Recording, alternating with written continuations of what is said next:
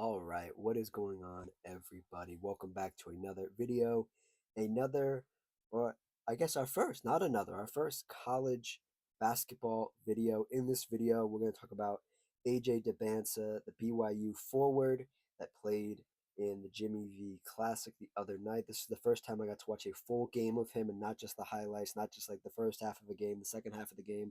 I want to break down what I think about him a little bit, and I guess this will be our road to the 2026 NBA draft. This will be my first video. I'll probably make a playlist when I have like at least two more videos. So this will be the first one. This will probably be in hot topics for now, and then I'll move it into road to the 2026 NBA draft.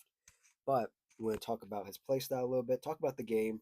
He played the Clemson Tigers, and we're going to talk about what I think his NBA comparison is, what other people think about him, and all that good stuff. So if you like what I have to say, like the video. If you have your own opinions, comment down below. And if you just like the vibes, consider subscribing. This will probably be just a short little weekend fun video for you guys. Like I said, this is my first college video or men's college video of the season. I've done a lot of women's college stuff since that's a little closer in timing. But this college season has just started. There haven't been too many games played, so I don't feel too bad about not watching too many of AJ's games quite yet. But this is the first time I watched him the whole way through, and I will say he had an abysmal game. He had an abysmal first half, I should say, abysmal first half, and then he came alive in the second half. And man, oh man, was I impressed! I was so impressed. Um, AJ isn't by any means, I think, the headliner of this draft. Um, Other people are very high on Cameron Boozer from Duke, um, Darren Peterson from Kansas, and it starts to trail off after that a little bit. There's some names I see in here that I recognize. Dash Daniels, younger brother of Dyson Daniels. There's some other names in here. There's Caden Boozer down here at the end of the draft. There's some names I recognize, but we're gonna start with AJ because um, it was the first game I really got to watch of his. And what stuck out to me the most was um, his head down mentality. Um, he's listed at 6'9". To be honest, he didn't look like 6'9" height wise, like actually like standing up. But like when he got in a defensive stance or he went for a layup or he did a turnaround jump shot, his limbs look so freaking long. They look so long. And I've been watching basketball for a long time, and anybody will tell you like, oh, whatever they have him listed as isn't really what he's probably listed as. Um, I don't think he's 6'9". He might be 6'9". I mean, I really don't have a baseline for it because you're going up against other college kids and like they're not that tall, so like I'd have to see him standing next to an NBA player to be like really like okay he's six like maybe 6'7", 6'8". He definitely might not be 6'9", but his length is absolutely insane. And what stuck out to me the most when I was trying to think about what's his comparison, because I try to think of my own comparisons before I look at like the what other people think, because other people can be like so like either they like go really out of the box and say something really crazy or go lowball the college player, and like I try to be somewhere in the middle. I try to compare them to somebody who's playing right now, for example, like AJ. To me personally, I was like, oh, he kind of looks like Jason Tatum. I was like, no, he doesn't really look like Tatum. Who does he look like? And then I was watching the game. I was watching the game. I was like, you know what?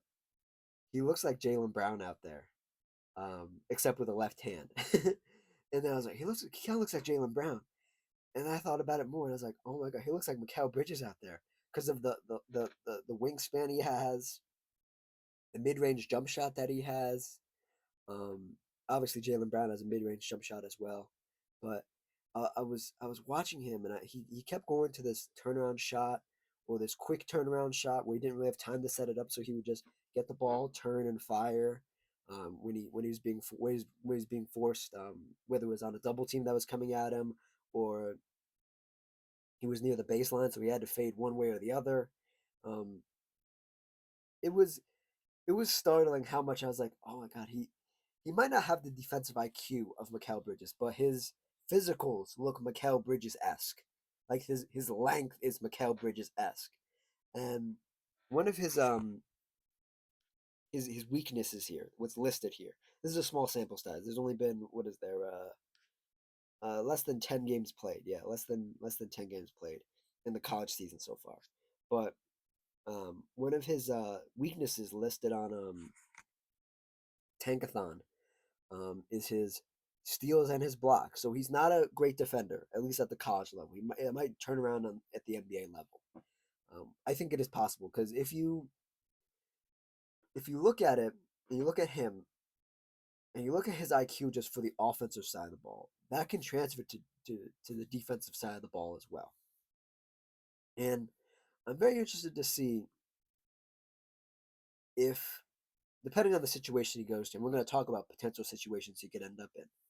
Um, is he going to ask to do anything defensively? Are they just going to say, "Hey, just put the ball in the basket. We'll worry about everything else. Just guard your man or guard whoever we tell you to guard.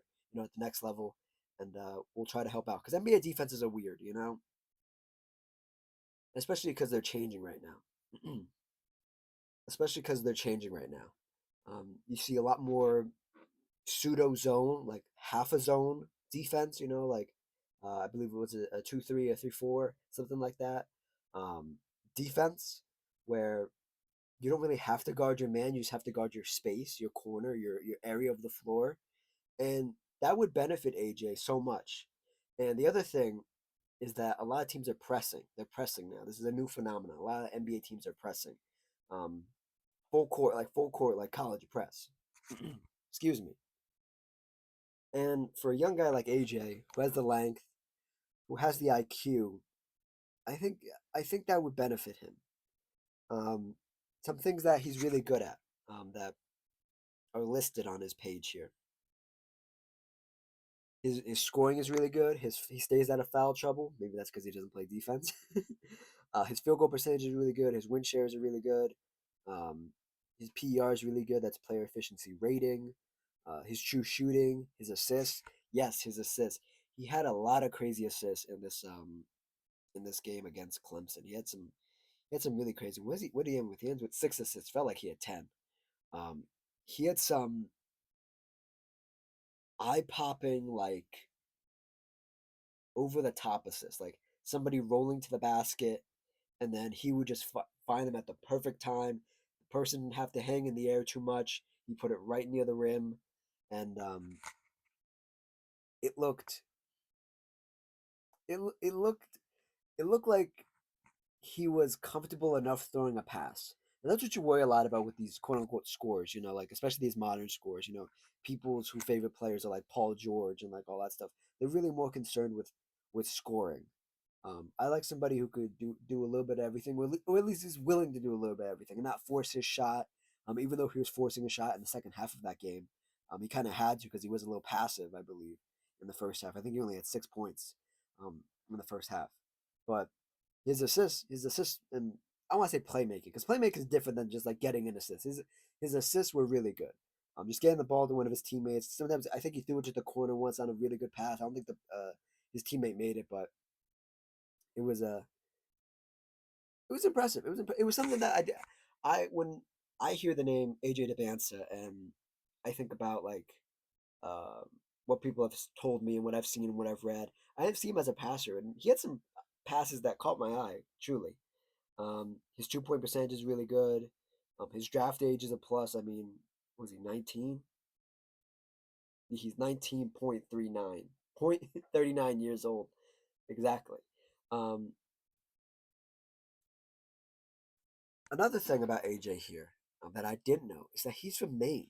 He's from Massachusetts, and Massachusetts is putting out these top NBA prospects and these like potential NBA players. You had Cooper Flag last year. You got AJ this year,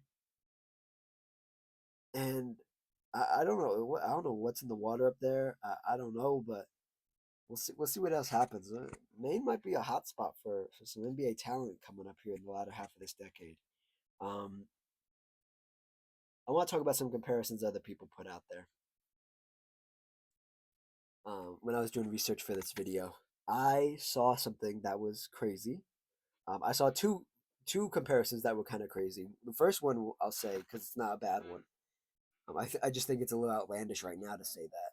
Say it is. Some people think he's like Tracy McGrady esque, and as somebody who didn't watch a whole lot of Tracy McGrady, I watched him a lot when he was with the Rockets. That was more my time frame of NBA. Those were sort of like the highlights you would see when you typed in Tracy McGrady when I was growing up. Was Rockets Tracy McGrady, but I think they're more referring to Magic Tracy McGrady. And I don't know. I have to watch more AJ. I, I think players like Tracy McGrady, that play style is so like passe. It's so like defunct because like you can't be that pure scorer. You can't. Um, you see it very rarely when it works out and it works out at a high level. You know, you have examples like James Harden. You have examples like Shea Alexander now. You have examples like um, Jalen Brunson. You have examples like Damian Lillard of the past, like guys who are like almost generally considered pure scorers, you know, or at least they're very shot heavy, right? They can some of those guys can do other things, but they're very shot heavy.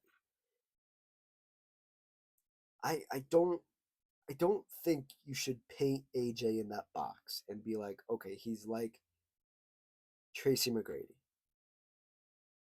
I I don't love that personally. Is it high praise? Yeah, of course it's high praise, but personally, I don't like it. The other one that was really crazy, I believe, was from NBA Draft Room .com that I saw was RJ Barrett, and I was never sold on RJ Barrett. I thought he was a nice player. I thought him and what was the other one? The other one, Cam Reddish, that he's out of the league right now. Zion, those Duke guys that went to Duke, was that 2019? Was that the 2019 draft? Maybe. Yeah, 20, 29. No, that was the 2019 draft. Yeah, 2019 draft, I believe.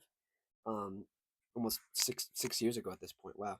Um, I was never a fan of RJ Barrett. I thought it was okay, and when you're getting sold on these college players, these NBA prospects, is like you kind of pick and choose what you like in a player. And I never liked the RJ Barrett playing style. I do like the AJ Dybantsa playing style, and obviously we have many months of college basketball to get through here. But his first game left a real good impression on me.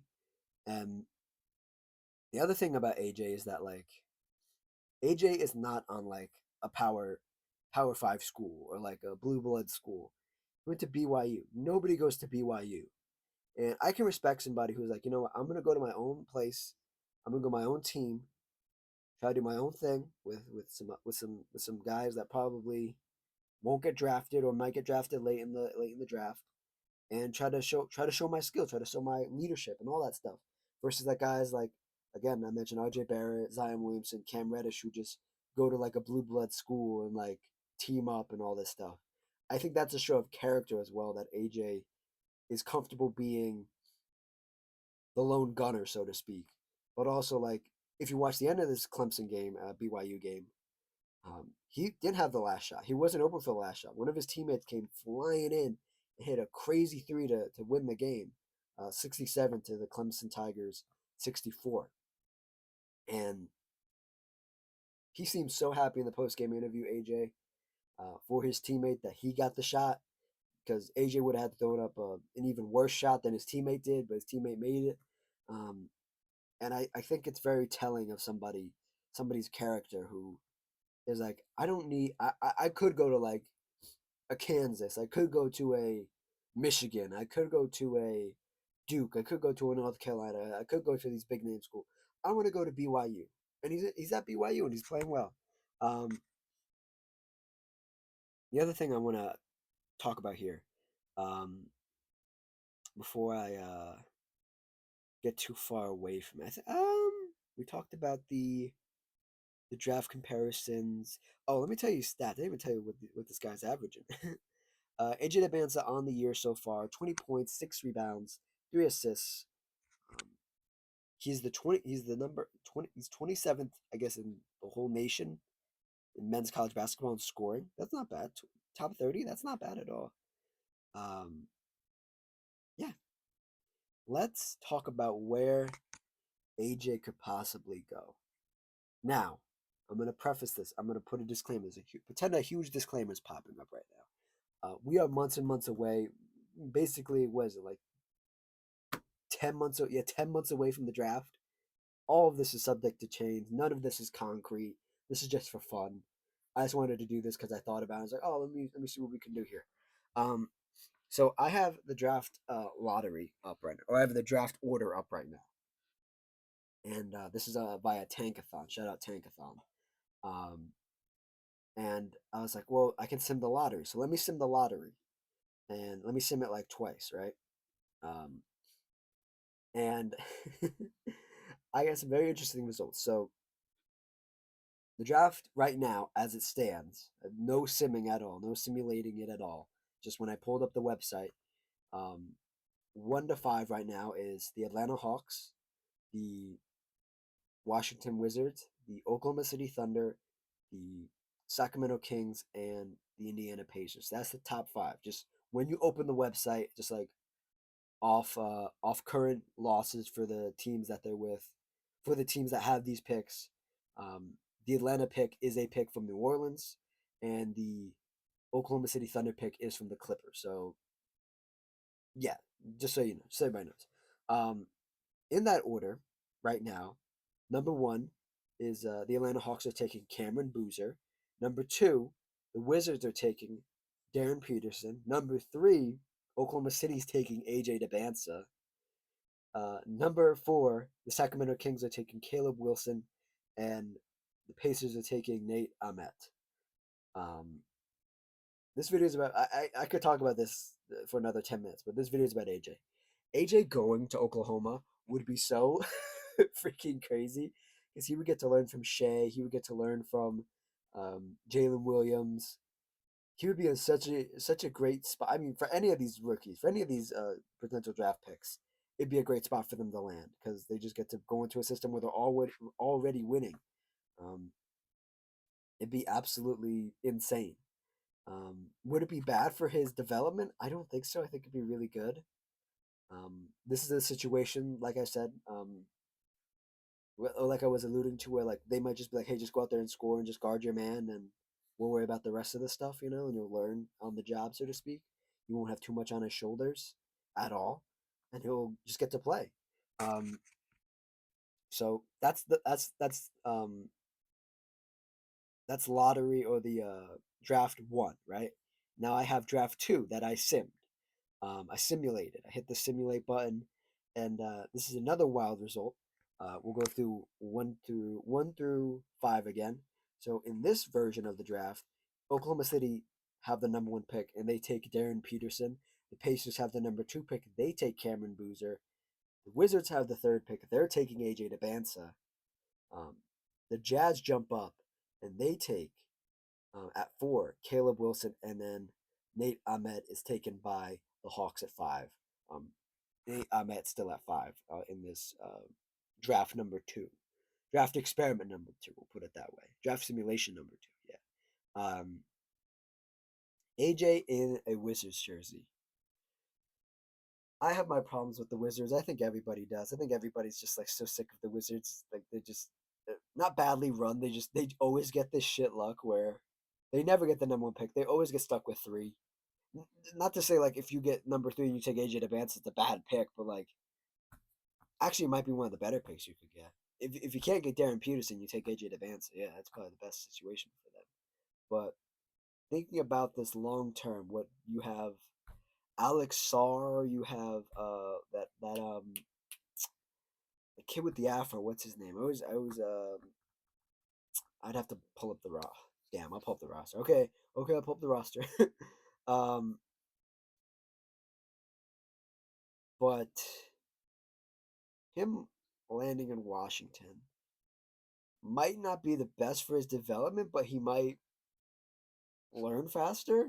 Like he might just be thrown into the fire and say, "Hey, try to go win us some games now."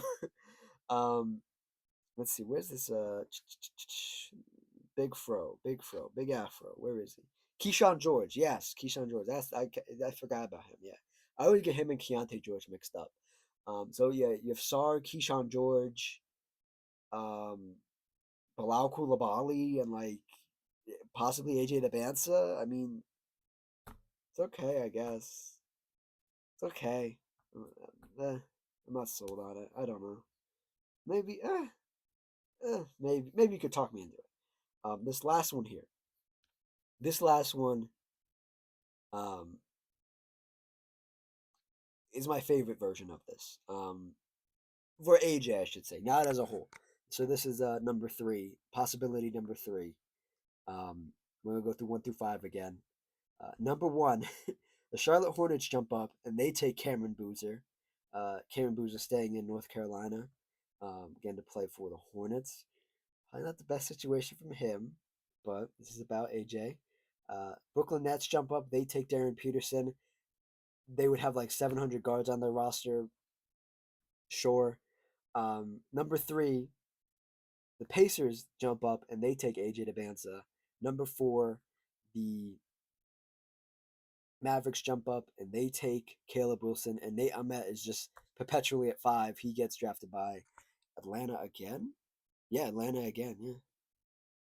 But this is my favorite one because AJ in Indiana with like Tyrese and Pascal Siakam, and like they would just need another center, and they would be and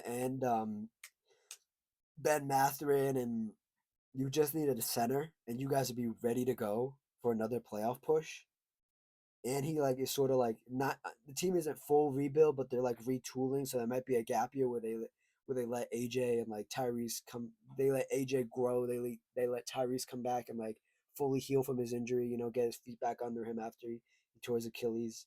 Um, and he gets to learn next to Pascal Siakam, who's a great scorer, who works in the sort of same area that AJ does, very effectively. So if I had to pick a situation and I could like look into a crystal ball and be like, where would AJ end up? I think the Pacers is one of the best situations for him. Um, I mean, again, you go to Oklahoma as a rookie. You might be riding the bench. You might play a little bit. You're going to learn a lot. But for AJ to end up with the Pacers, a bunch of room to grow, a bunch of room to make mistakes and um, get crazy passes from Tyrese would be absolutely incredible. So yeah, that's my AJ Dybantsa video. I didn't expect it to be 20 minutes, but here we are. So I hope you guys enjoyed this. Again, a new playlist will be up eventually. I guess I'm gonna call it the road to the 2026 NBA draft. We're gonna talk about NBA draft prospects, college players, of course, as they are right now. And yeah, I hope to bring you guys more college content when the NBA stuff is a little slow. Um, if you want to check out my NBA Cup video that I made this week, check that out. And yeah, like, comment, subscribe, and I will see you all next time. Cheers.